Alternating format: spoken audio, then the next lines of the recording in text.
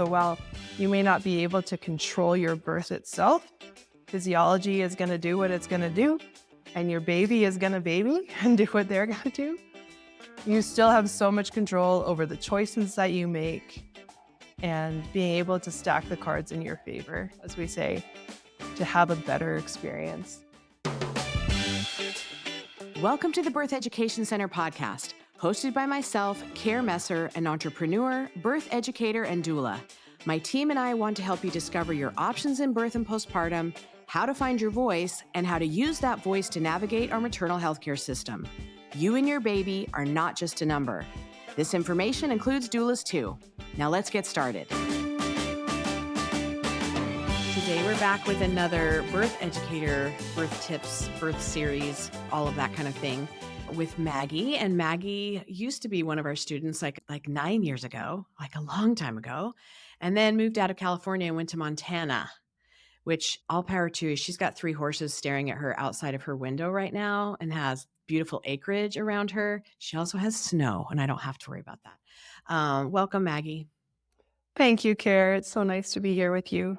I know. It's so fun to talk to you again. I still see her birth pictures in my head like they were yesterday because that's how it's captioned for me. But no, that was 10 years ago. So it's forever in time. I'm going to see those pictures in that hospital room I can still see them. They're still yummy to me. You're like, yeah, they are yummy because they're my birth pictures.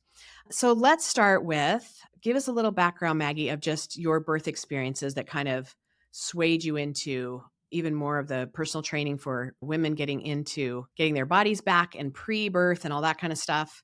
Give me a little snapshot of your births. Wow, there's so much good stuff around that. I started on this path really with you in class, with you while I was pregnant, starting to learn everything there was to learn about birth, what to expect, how to prepare, and seeing this direct overlap between the healing I had gone through from a really bad motor vehicle accident I'd been in when I was in my 20s, the healing I needed for that, and what was also required to have a healthy, empowered pregnancy and birth. There were so many things that clicked for me around that and the similarities. And then I had this amazing birth with my first child, unmedicated, almost at home. I showed up at the hospital pushing and pushed like 6 more times and had a baby. And that was all because of everything that I had learned with you and feeling so relaxed and trusting my body despite all of my previous injuries. I knew Okay, so I have to plug in here. You were the one that did all the work.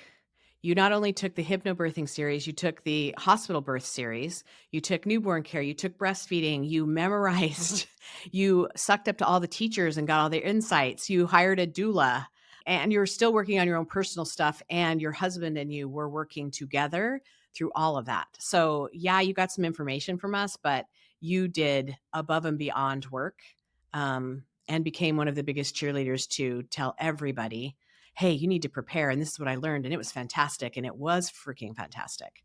So you did that work. Well, thank you. And yes, I came into pregnancy knowing that I knew nothing and I wanted to know everything. And you did. And I was also very fortunate to suddenly have the funds to pay for all those classes. Because of this accident I'd been in, I had received some compensation for that. And I know that not everybody is in that position, but because I was, I'm just so grateful that it was available to me and that you had exactly the education that I needed to empower myself and for my husband to feel really confident while I was laboring at home and for us to be just so chill about the whole thing that we didn't even track our progress. We weren't timing contractions until all of a sudden my water broke. And then the next contraction was a pushing contraction. It was like, oh no, we have to go now. And it was quite funny, but a little intense. And then with my second baby, totally different experience. Unplanned cesarean, which I did not want because I'd had so much surgery because of this car accident. I was like, please don't cut me open again. But my water broke a little bit early, full term, but earlier than I had hoped for. And no contractions started. I actually didn't even know my water had broken at first because I'd been in a swimming pool and it broke when I was in the pool. And so I was already soaking wet. I had no idea. And then woke up in the morning with soaking wet sheets, realized what had probably happened, called my midwife because I planned an out of hospital birth the second time. She sent me to see my OB, which was disappointing. And then once in office with him, it was clear just multiple things without going into too much detail with this baby and his positioning and everything that happened. He needed to have a belly birth. And I cried about it. And then I put on my big girl pants and said, okay, let's go have a baby. And my husband and I went across the freeway and I got prepped for surgery and had a baby at lunchtime. And it was still a really beautiful birth. I got skin to skin in the OR. He did the breast crawl on me and started breastfeeding right away while I was being stitched up. And it wasn't without its bumps. I still had to advocate for myself because my anesthesiologist restrained my arms without telling me why. Routine. It's routine. And thankfully, my brother is also an anesthesiologist. So talking to him after, he explained to me that's become routine because when you're numb from the chest down with the spinal block, people often will reach out and they'll try to quote unquote help, or they'll just react. Right. And if you get a hand into this open wound, you can go septic, and that's really bad. So they started restraining the arms, and that would have been fine if the anesthesiologist had only told me what he was doing and why, rather than just suddenly these straps tightening around my wrists for what seemed like no reason. And it made me start to panic. But because of everything I'd learned with you and from my doula, Brittany, I was able to speak up and say, hey, what are you doing? No, don't tie me down. Let me go. Let me go. And he did. And he was grumpy. He was like, fine, just don't touch the doctor. And luckily, I was with Dr. I know the doctor, and he's okay with a hug, and I'm not going to touch him. He was funny. He cracked a joke. We laughed about it. And he also advocated for me too and looked at the guy and said, she's good. Let her go.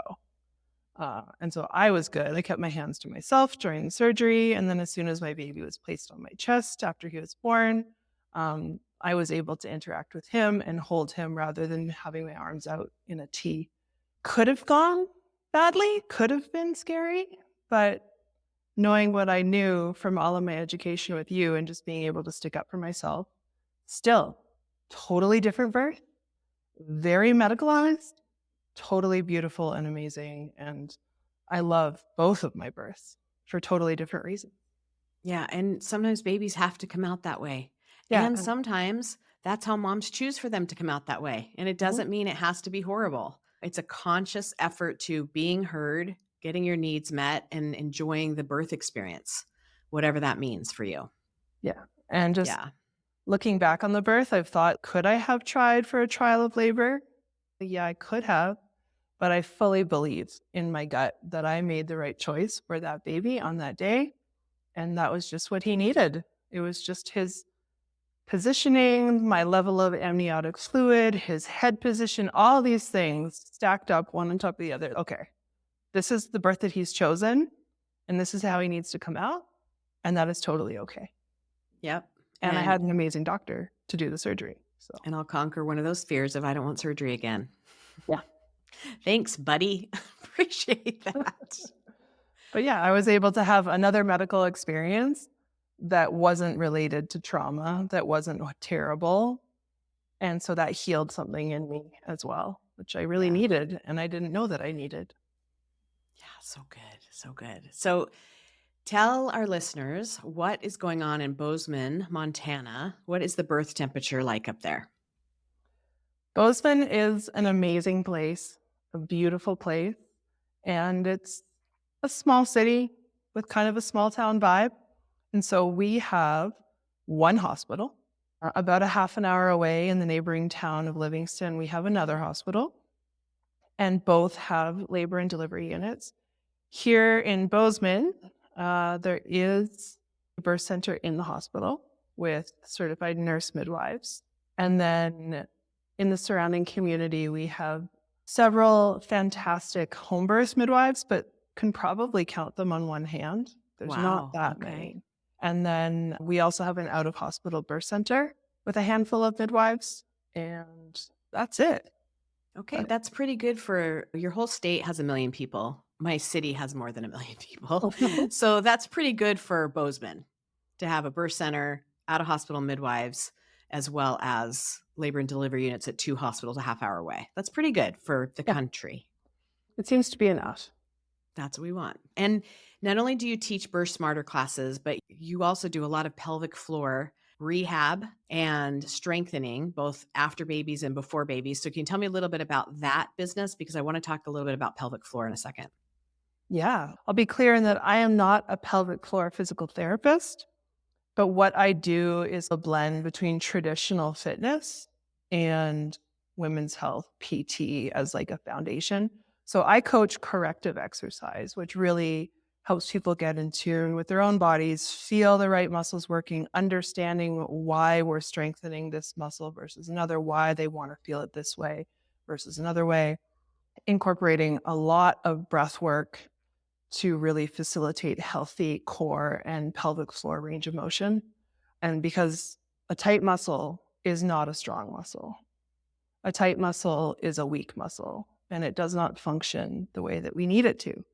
So, in my strength training, we really focus on the contraction and the engagement, as well as the relaxation and the letting go and the lengthening.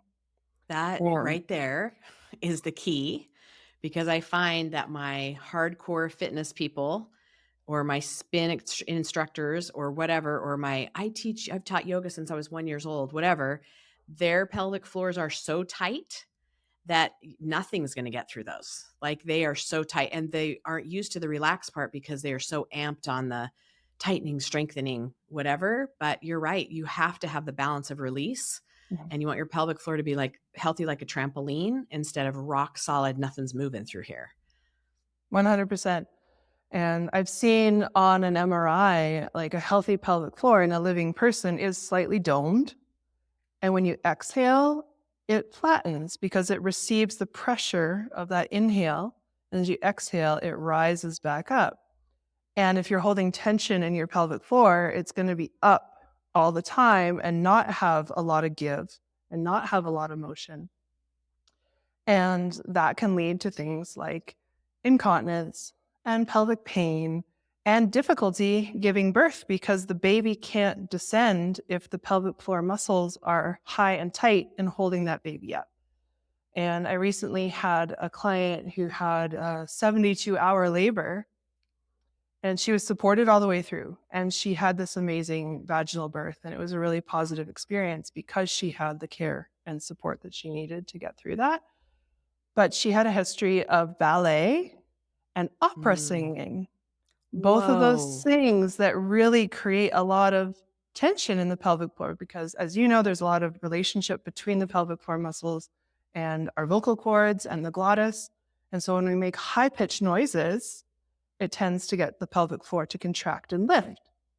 Whereas when we make low, moaning, groaning tones, everything kind of drops and relaxes and opens. And so, yeah, she had a tight pelvic floor and she had a 72-hour labor. And luckily it went well because she had the support. Ballet and opera. You're using muscles with both of those. Holy cow. Yeah. And she was amazing. But even with the work that we did together during her pregnancy, for basically the full duration of her pregnancy, it wasn't enough to completely down train those muscles. So for anybody listening who does those kind of activities or does a ton of spin classes and they're on a bike all the time, that can also contribute to a tight pelvic floor. Just having that awareness and thinking about where is your natural resting place for those muscles? Are they slightly on all the time? Or are you able to really let go? So And how does that manifest in the body? Because I'm pretty connected to my pelvic floor, but even me, when I'm trying to think about that, how does it manifest? What are they looking for or feeling to say, am I tight down there or I'm just a loose floppy, whatever? it can be hard if you don't know what a contrasting sensation might be. If you have incontinence already, like you're unable to control when you pee, if you have pelvic pain during sex, just going about your regular day. If you have constipation, those are warning signs, and you might want to go see a pelvic floor PT to do an internal assessment and see what your pelvic floor is actually doing. Little things you can do. What does your pelvic floor do when you blow up a balloon? Because that has a lot of resistance when you blow into that balloon.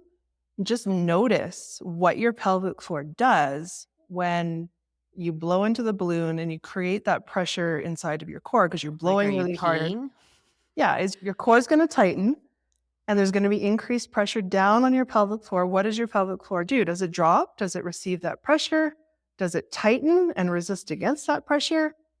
And then once you feel a difference in what your pelvic floor can feel like, when you're just doing nothing, just have that internal awareness of like, okay, where is my pelvic floor now?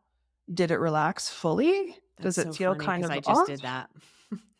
You start talking about it, you're like, I don't know, what is it doing? Yeah. It's got some tension there because if I can physically release it when I think about it, then I am holding tension just sitting here. hmm Hmm. And you can do a Kegel if you know how to do like a correct Kegel, which is not just stopping the flow of urine when you pee. It's Right. more than There's a that. difference. A full closing, gathering, and lifting of the entire pelvic floor structure, which is actually 3 layers of muscle that attaches to your pubic bone, your tailbone, and both of your sits bones, creates this diamond shape at the base of your pelvis. If you can close and lift that and feel what that feels like when it's really on and engaged, and then let it go, and then also bear down slightly, gently, and feel what that feels like as if you were having a bowel movement, and then letting it go back to where it wants to naturally rest. Do you have tension? Does it come back and really turn on? Does it come back just a little? Does it feel pretty neutral? You're just going to have to assess for yourself. And I really recommend seeing a pelvic floor PT who can actually assess you and find out what's really going on. Yeah, I want families to do that before they even have their babies. Yes. Go check that out, see where you are, because I've had a pelvic floor PT say, hey, because we don't have much time to work on this, if you're going to push on your side, make sure it's the left side or make sure it's the right side because the other side's too tight right now. So they get those pointers so that they're not in a situation where they don't know and they're like, why can't this baby come out? Because that can make the difference between a vaginal birth and a belly birth sometimes. Yeah. Even when you have to pay out of pocket, it is still worth it to get evaluated, which we should all get evaluated with our insurances covering it as a standard, but they don't unless we live in France. So important to go ahead of time. And then it's much easier because they already have a baseline for you to go back at 8 weeks, 10 weeks and start that rehab and make sure, okay, did everything go okay? And where are we? Because there's a lot that goes on with just carrying a baby for 10 months, let alone the pushing stage and then the postpartum recovery stage. Did you recover the right way? And allow it to heal up, because there's so many things that go on with that. We've got to take care of it with each baby instead of going, oh yeah, I'll get to that. And then all of a sudden they're pregnant again. Yes. Please get to it because it makes a huge difference in what's going to happen the next time. We don't want to re-injure and nurse that sad side. We want to heal up and continue forward with something healthy. Yeah. You want healthy, balanced, functional, pain-free. And I can do external assessments just by talking to my clients and asking what they're feeling and noticing their movement patterns and just hearing their health history and their lifestyle history. I can glean a lot of information from that, but it's not the same as somebody actually having their fingers inside of your vagina while you contract and feeling what that feels like and noticing if it's different on one side or the other. Yeah, it definitely brings a lot of awareness to the area that you think you're aware on but then you're really aware of. Yeah. Yeah, and that makes a huge difference. So, okay, if we're switching into birth classes, tell me, because I want to know, it's the same with all of us, but tell me what your parents are bringing in as far as fears and how you're addressing those. The parents that come and see me often have fears around tearing during birth. That's a common one that they come in with feeling like it's not something they can avoid Right. and wanting to know if they can. And then often fears of having a C-section that maybe wasn't necessary, like an emergency, A lot of people have heard about the so-called cascade of interventions and worrying about how that might lead to a C-section, worrying that their bodies maybe aren't capable. I would say those are the two big ones that people come in with fears around. And when we're talking about physiological birth, because even if you're planning on a medicalized birth, whether that be a full C-section or I'm planning on getting an epidural as soon as I walk into the hospital, can you explain, because this is my soapbox too, how a physiological birth, getting educated around that, can make a huge difference in whatever kind of birth shows up for you, whether it's planned or not planned? Understanding the physiology of birth is crucial and essential because no matter what kind of birth you desire, your physiology is going to impact how that birth unfolds. And while you cannot be in control of your birth, you can still stack the cards in your favor by really understanding the process and what helps the process and what might hinder that process. So things like knowing the hormone oxytocin is what makes your uterus contract and pushes that baby out. And hormones like cortisol and adrenaline inhibit oxytocin. So if you feel scared, if you feel tense, your labor is probably going to slow down. And if you're in a hospital and your labor slows down, your OB might come in and say, hey, this is taking too long. Maybe we should do a C-section, or maybe we should give you some Pitocin to speed things up. And then if you don't understand what that means, you might say, okay, blindly, and not know the consequences of that choice. And ideally, every intervention that you choose, if you choose one, helps you avoid the next one, rather than it being this waterfall effect of one leading to another. If you're educated and understanding how they fit together, Yes. right? So understanding the physiology of birth, if you want an epidural, for instance, knowing that your uterus needs to contract to get your baby out, your cervix needs to soften to get out of the way. If it's not soft, it's not going to dilate and get thin. And your baby needs to rotate to move through the pelvis. Like it's not just like a slide, like a one-shot deal, right? It's a complicated little corkscrewy thing they need to do to get down and out. And And we so also even need if that you, healthy pelvic floor to open up. yeah, Those need to healthy be nice, pelvic pliable muscles.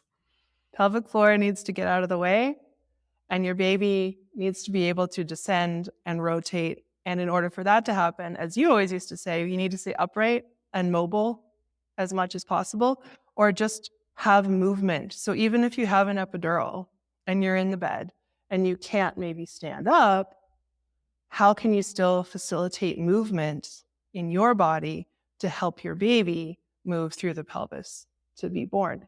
And so if you don't have that knowledge of that physiology that's happening within your body, then you don't know to move.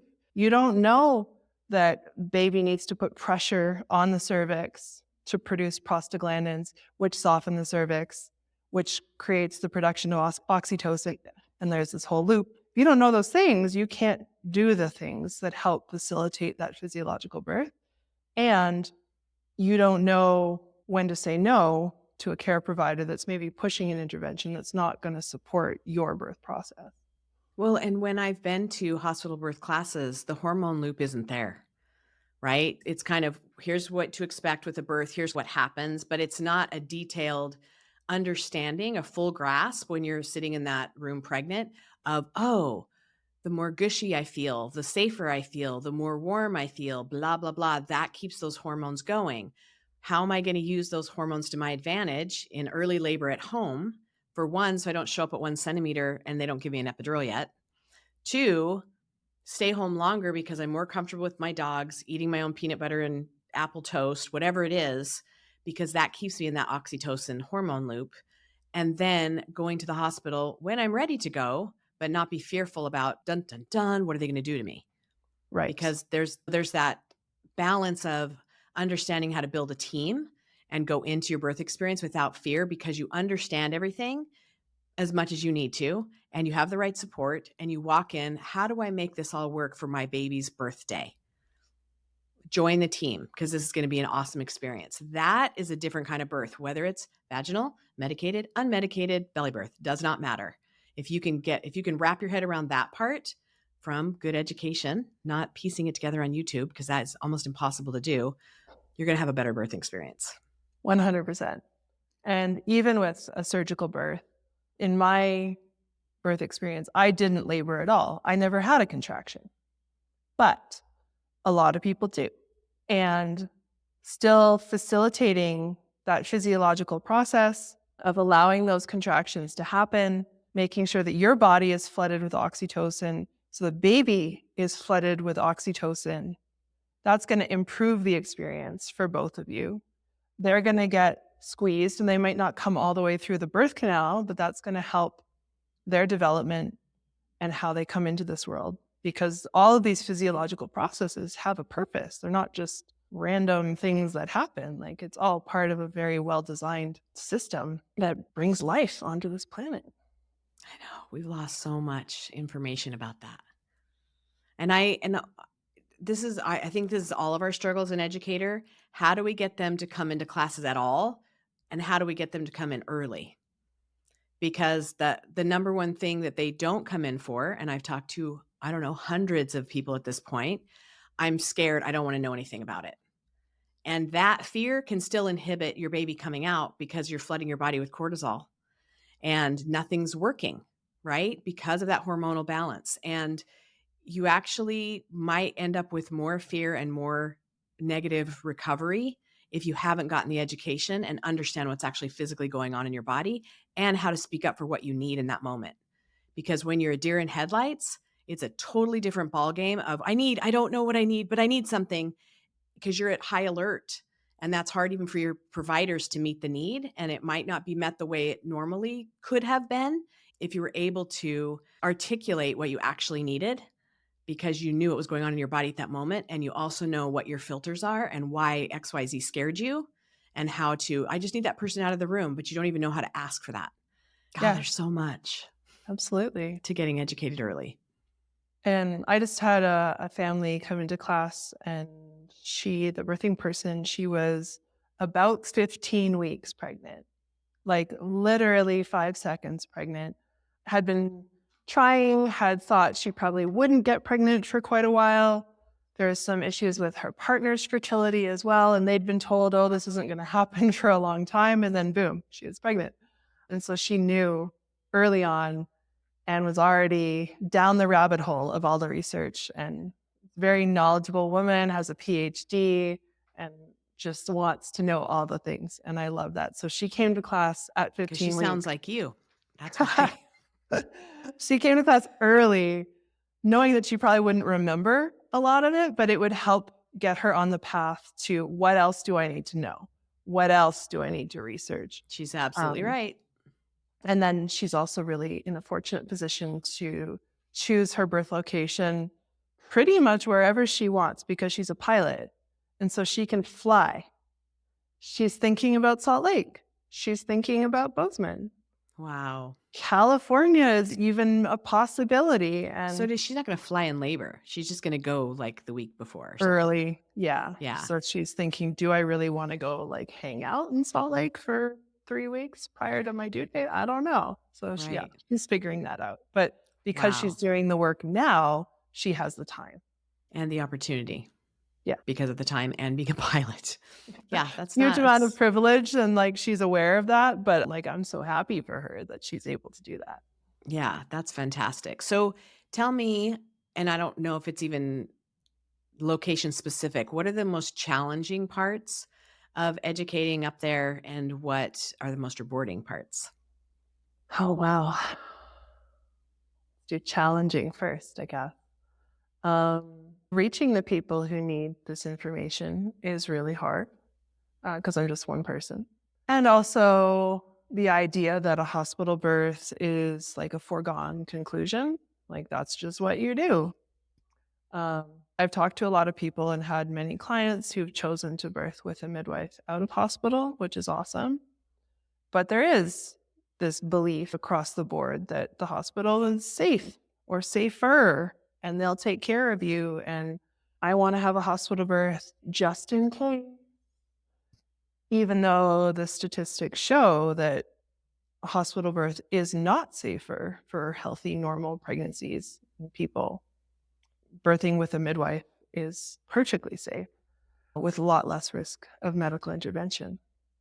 So climbing that hurdle of educating about that without telling somebody what to do, because I don't care where people give birth as long as they have a good experience and as long as they have the information they need to advocate for themselves and make the Well, and we choices. also want them to know that they have options.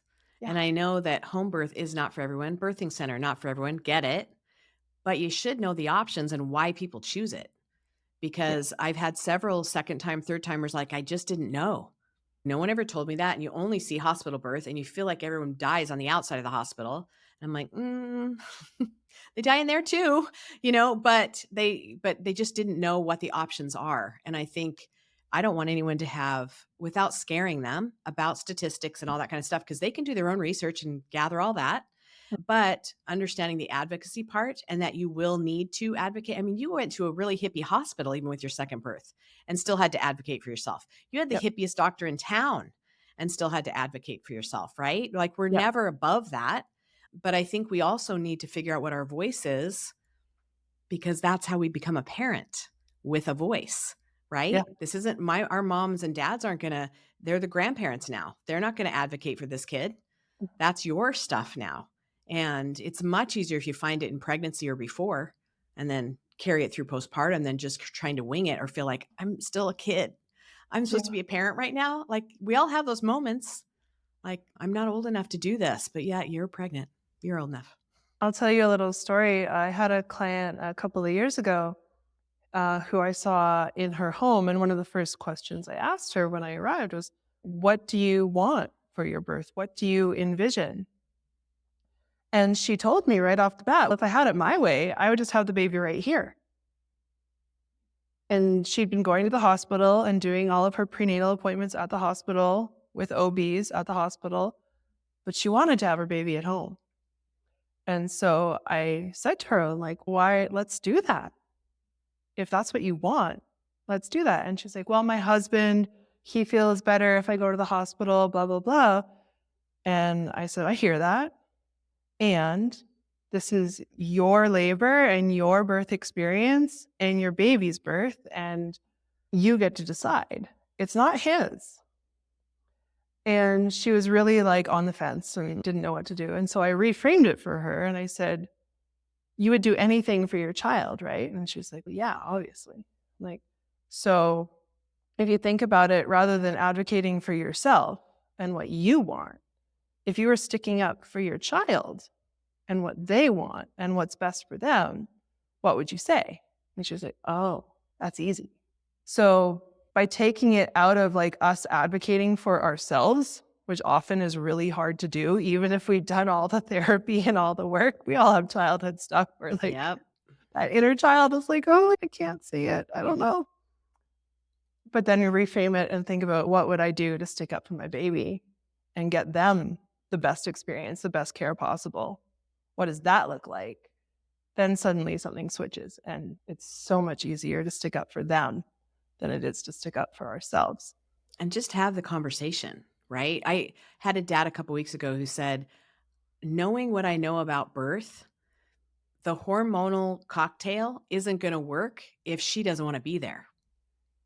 Like I was hesitant. I didn't want to do it. But thinking about it, she has to feel safe. I understand she has to feel safe. This is not her safe place. Her safe place is at home with this lady being her doula and me by her side. And even though I was like, ugh, after I started researching it and I did the data and I did all of that, I got more comfortable with it. And when I compared them to the few OB appointments that we had, I was like, oh, there's a huge difference. Now I see why she feels so much safer this way. And that's how we had a flawless birth. And he said it was hard. And he said, but it was flawless because she was safe. And I could see that once we got into the experience of it. And I was like, yeah. And I understand the hesitancy of partners going, whoa, that's so out of my comfort zone. I mean, my husband was freaked out that we left the hospital system and went to a birth center. Like that, he was not okay with that. And I'm like, if you want to come, This is where Yeah. I'm having the baby. But I know a lot of times it causes so much friction. We don't talk about it. We just say, fine, I'll do it. And that resentment and anger can still boil there. So please take a look at that if that's a position that you're in, because that's real. That's a Totally. really good explanation of how you talk to her about that. And the really cool thing too is that we found a really great middle ground in that we have a doula collective here that offers what they call a birth B&B. So it's a space that feels like home. It's got a bed and its own bathroom and everything. And it's bring your own midwife. So if you have a home birth midwife that you're seeing, but you don't want to give birth at your house because you live up in the mountains or somewhere that's far away from the hospital, far away from town, you can book the birth B&B for around your due date and have your baby in a home environment that's 5 minutes from the hospital in case you need a transfer. That is so cool. What a So neat cool. business model. Oh my gosh, I've never heard of that. And they offer doula care with it and postpartum doula care. So she did this. She rented the birth B&B. She had a water birth in the space with her midwife that she'd chosen. And then when she's in bed nursing her new baby in the middle of the night, she could text the doula who actually lives upstairs, and that doula would come down and bring her food in the middle of the night and totally care for her in the days following her birth. Like, phenomenal. It's phenomenal. That is phenomenal. Steal that idea, every entrepreneur. That is fantastic. Or go to Bozeman and just rent theirs. Yeah, just come here. That's fantastic. Oh, that's so great. Yeah, and I think it's not something I'd ever heard of before. This may have been this it's called Tree of Life Doulas, and it was their idea. Their office is in this building, and so down in the basement, there's this other living space, and they transformed it to create this Airbnb, or not Airbnb, Birth B&B, excuse me. And then one of their doulas and staff members lives in the house above. So it works. It works. It's absolutely brilliant. So tell me the rewarding parts about being a birth Oh educator. yeah, gosh. We always have women listening to this going, do I want to teach? Do I not want to teach? I just had a really good birth. And I always say, if you've got a newborn and you want to spread the word, right? The gospel word of birth or whatever, whether it was a good birth or bad birth, because sometimes it goes both ways, spend the time with your baby, educate yourself, take a million different kinds of classes, feel out what you like, continue learning while you're raising your baby. Yeah, there's room for you in the space. So don't worry about that. But continue your education while you're basking at how you want to change the things in Yeah. front of you. Oh, the rewarding parts. I mean, seeing parents, clients, people come to me with a lot of fears and a lot of anxiety, and then leave working with me one-on-one or leave class just so much more knowledgeable and empowered and confident in their body's capabilities, different expressions on their face, Yeah, walking that's with so more cool to watch, confidence. isn't it? It is so cool. And I totally get something like a runner's high from it. I get this hit of dopamine, of oxytocin, just from witnessing the change in people and then seeing them go out and have really positive birth experiences. It fills my heart and my soul, and it is so worthwhile. And we know that there's a lot of work that needs to be done in this birth, quote unquote, industry. I hate to call it an industry, But but it is. it is. And the well-known medical industrial complex that we all have to navigate. There's so much that needs to change for the better. And there's so much work, I think, for all of us to do. But like, I'm wearing a shirt, you can't really see it, but it says peace on earth begins with birth. And I truly believe that when we improve how babies come into the world for the parents and for that baby, that changes them for the rest of their life for the better. And we know so much now about things like epigenetics and how genes can be turned on or off by lifestyle, by diet, by external stressors. If that baby comes into the world feeling loved and safe and relaxed, that's going to benefit their nervous system, their endocrine system, all of it, all of their physiology, or if they come into the world through trauma and stress and emergency, that's probably going to impact them negatively. I am not a scientist or an expert in genetics or anything, but all of this just makes sense to me that the way babies are born will impact them for life. And we have an opportunity to make it so good. And And just like the mom that started at 15 weeks, the impact is there at 15 weeks. So if she understands what she needs to do to balance that system and stay focused and in bliss and turn negatives into positives and figure out better ways to do things, all of those chemicals are going to the baby. She's not yeah, stressed out the whole time. She's like, "Oh, that's a hiccup. What do I do with that? I'm going to call so and so for support." It makes a huge difference in how the baby's feeling about how safe is the world on the outside. 100%. Yeah. And I had amazing birth experiences and felt really confident going into birth because of all the work I did with you and taking your classes. And I'm really grateful and feel very fortunate that I came into this work from a really positive space. And I know that so many people come into this work because they've had a traumatic experience and they want to change that. Mine was more, I want more people to have experiences like I did, where they're like, that was awesome. I want everybody to feel amazing because I know it's possible. And I think the people who come in from a traumatic experience are so important too, because those experiences are totally valid and that is real. Like trauma is happening in birth and it doesn't need to be. And there's so much that we can do to change it. So while you may not be able to control your birth itself, physiology is going to do what it's going to do, and your baby is going to baby and do what they're going to do. You still have so much control over the choices that you make and being able to stack the cards in your favor, as we say, to have a better experience. And make the plan for the thing you don't want, for that emergency C-section that you're trying to avoid. Make the plan. It's not going to manifest it. If you don't need the plan, great, cool. But if you do need the plan, it's going to go so much better than if you had no plan at all. Absolutely. Yeah, I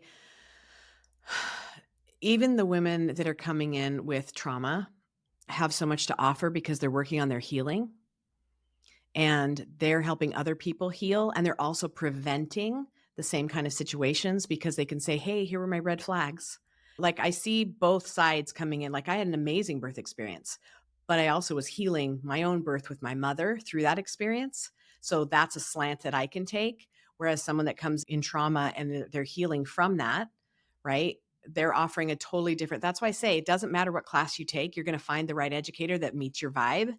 And it's absolutely astounding to me how we get connected with who we're supposed to get to connected to at the time and who's going to there might be a class that only has 3 couples. Those 3 couples needed to meet. It needed to be a more intimate group. It's never wrong.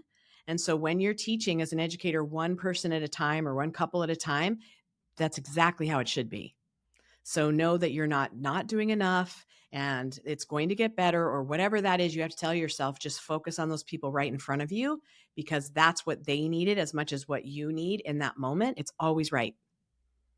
I totally agree. And then also understand mathematically that creates an exponential growth effect because those 3 people, those 3 families are going to go home and tell their friends and talk to their family about what they just experienced. And then those people might go and tell other people, et cetera, et cetera.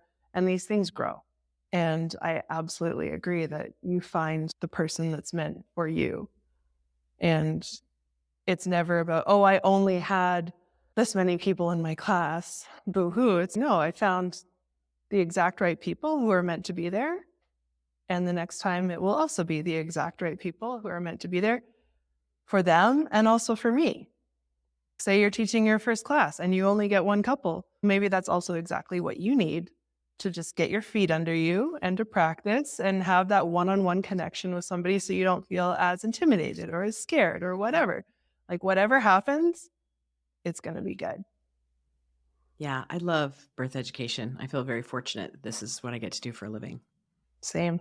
Yeah, it's a pretty sexy job. Talk about penises and vaginas all the time. And there's some other stuff thrown in, but for the most part, that's what I talk about. Maggie, where can people find you? I'm in Bozeman, Montana, but you can find me online. My website is wholehealthymama.com. So that's all correct spelling. Mama's MAMA. You can find me on Instagram. My handle there is Whole Mama Fit. I am on Facebook, but I'm not active on Facebook. It's just there. Right. So It's a presence. it's a presence. Everything posted to my Facebook page is just an automatic repost from my Instagram. So if you want to connect with me, if you want to slide into my DMs, you want to ask me a question, find me on Instagram or head to my website and just hit that contact link. I think it's under the About drop down at the top. You can apply to work with me, whether you live here in Bozeman or online. I've seen clients over Zoom and video calls for, going on 10 years. So that's really effective. It's been a long time. Thank you for being here today. And I can't wait to hear about more of your adventures and more about your classes. Bozeman, Montana, get in those classes. There's a lot to be offered there. Maggie's an incredible person. So I'm excited for your new adventures. Thank you so much, Kara. And gosh, what a treat to get to chat with you again today. And now as birth educator peers, as opposed to student teacher, this was so cool. Isn't it so fun? So fun. All right, we'll see everybody next week. Thank you again. Thanks for joining us today. And remember, it's your body, your choice, and finding your voice is your power. Be sure to subscribe to our YouTube channel, follow us in all the places, and go to birtheducationcenter.com for our blog and more online education classes. And we'll see you next week.